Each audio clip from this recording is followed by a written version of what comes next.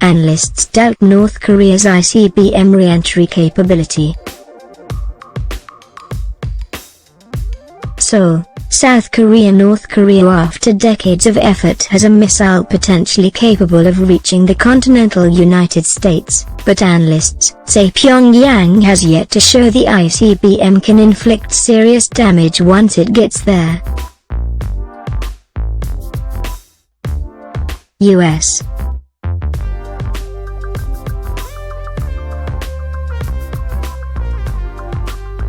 and South Korean experts on Tuesday said Japanese video footage capturing the Hwasong-14's re-entry vehicle shortly before it crashed into the sea suggests it failed to survive the extreme heat and pressure after re-entering the Earth's atmosphere following its launch from northern North Korea on Friday.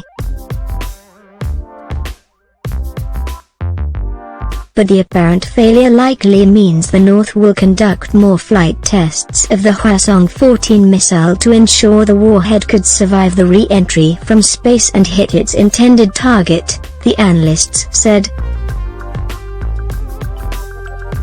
The Hwasong-14 ICBM, which was first tested on July 4, follows decades of effort by North Korea to obtain a nuclear deterrent against the United States. Analysis of the flight data from Hwasong-14's second test has suggested that more of the U.S. mainland, including Los Angeles and Chicago, is now in range of Pyongyang's weapons. However, whether North Korea can arm the missile with a nuclear warhead and protect it throughout the flight are different questions entirely. After analyzing video from a rooftop camera operated by Japan's NHK television on the northern island of Hokkaido, U.S. missile expert Michael Ellman concluded that Hwasong-14's re-entry vehicle disintegrated before it landed at sea. In an article posted at the 38 North website, Ellman said the video showed the re-entry vehicle shedding small radiant objects at an altitude of 4 to 5 kilometers, 2.5 to 3 miles.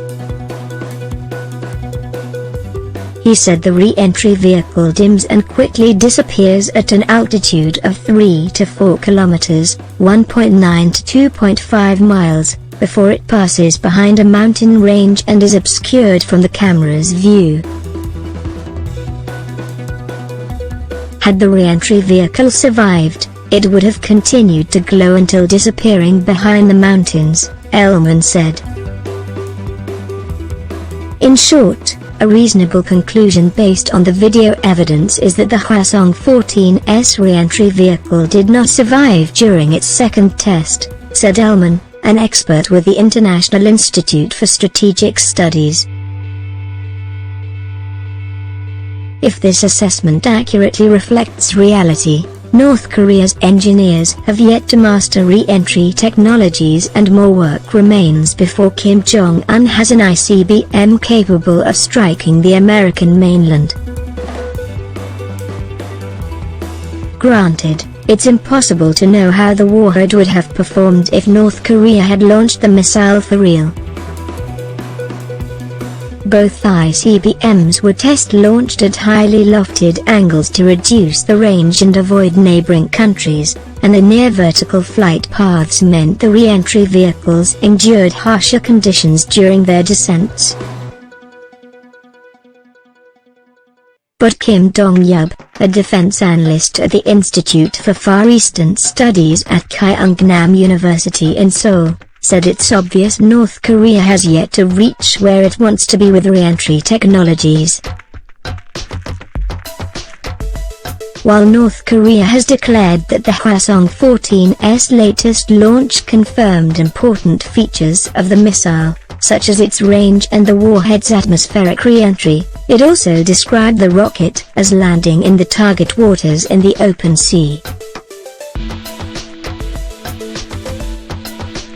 That probably wasn't an ideal outcome for North Korean engineers because nuclear warheads are usually designed to detonate at lower altitudes shortly before impact, Kim said.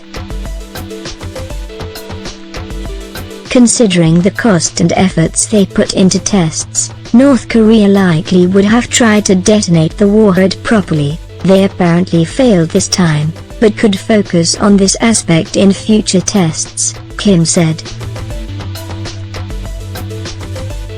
Mastering warhead reentries would be one of the most critical military milestones the North has left, along with developing a submarine-launched ballistic missile system and solid-fuel ICBMs, Kim said.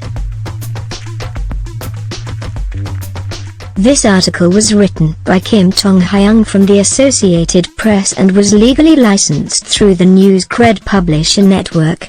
Please direct all licensing questions to legal@newscred.com.